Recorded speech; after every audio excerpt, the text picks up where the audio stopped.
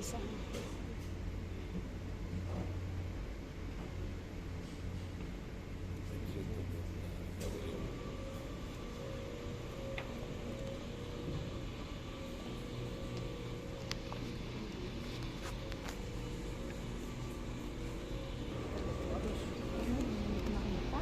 Quality. Login.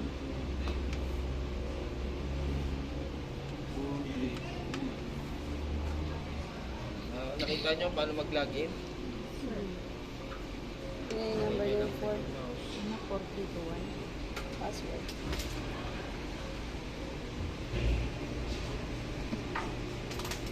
Pasok nyo na.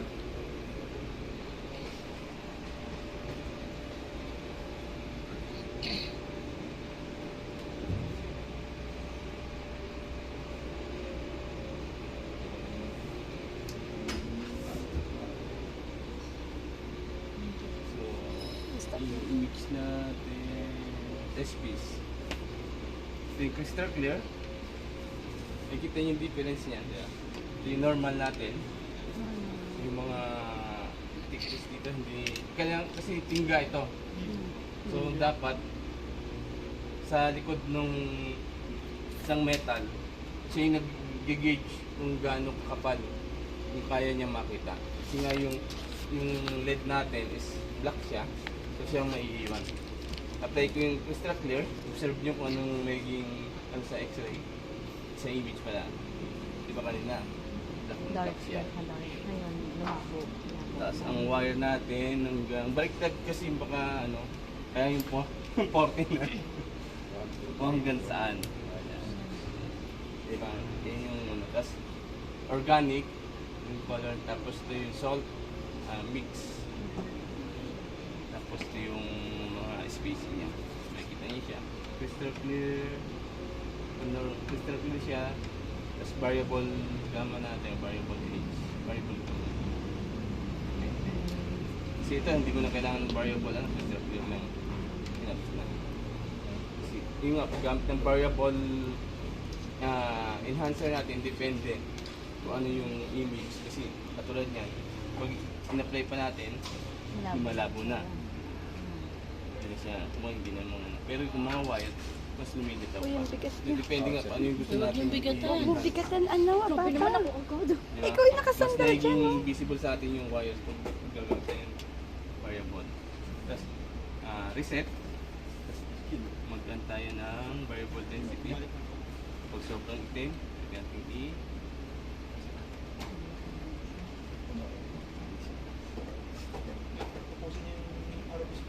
Hindi siya sa ano natin. Pero pag ganun talaga, yung variable gamma, mas okay siya. Explain natin yung So, mas ano po yung the best sir na gagamitin kapag ano, yung variable gamma na lang sir?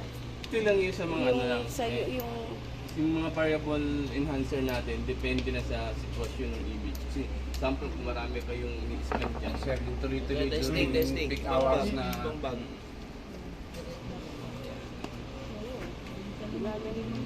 So napansin nyo to, itong image na to, dalawa. Pero isang bag lang, scan. Yung isang image na yan, ang scan niya, yan yung double view. Paganto. yung isa naman, pababa. So yung angulo na makikita nyo, dalawa. Ay yung image. Yung isa, galing baba. Tama ba, sir? bottom. Bottom. So ibig sabihin, kung halimbawa, ito yung i-scan ko, ang makikita nyo din, yung isa pa ganito, isa pa ganito. Kaya makikita nyo pag Tingnan nyo yung bag. Oh, yung etong pagka ganyan yung pasok ni sir, ito yung paganto. yung nasa ilalim. Ngayon, itong image na to, isang bag lang din yan. Kaya lang, makikita mo siya nakaganto. galing ilalim. Oh, galing ilalim. Ito ang Yung kapal, tamaan. yung kapal nung yung attachation makikita nyo. So, kaya siya sinabing dual view. Dual view siya. Dalawa yung image na na-produce niya sa isang X-ray. Kasi kung single view lang kayo, tapos ito lang image nyo, di ba hindi nyo siya masyado ma-identify. Itong, Hindi kayo tulad to. Ito yan. Ito siya. Kaya dapat medyo masanay na kayo.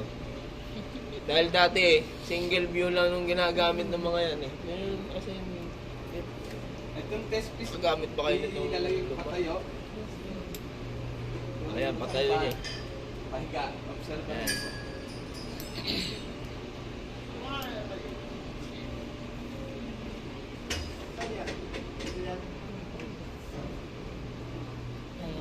Laptop. Dahil nga nakahiga siya, yung bottom niya, ayun yung image niya. Nabaliktad naman. Pero yung test piece natin, nakatayo, ito yung ano niya, sa side. Yung bottom niya, ito.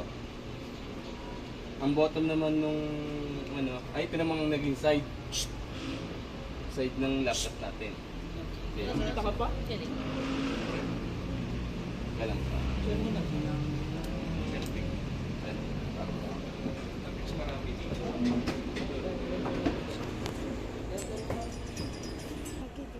Diba?